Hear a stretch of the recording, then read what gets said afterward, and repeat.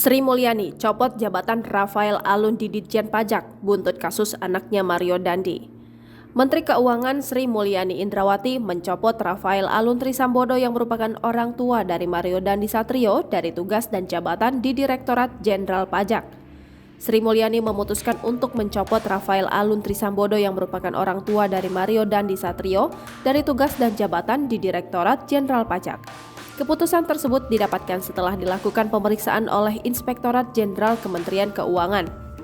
Mulai hari ini, Saudara RAT dicopot dari tugas dan jabatannya, kata dia.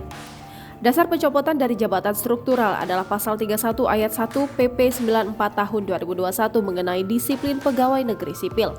Sri Mulyani mengaku sudah menginstruksikan Inspektorat Jenderal Kementerian Keuangan untuk melakukan pemeriksaan harta kekayaan. Untuk kepentingan itu, tugas dan jabatan dari Rafael Alun dicopot dari Ditjen Pajak.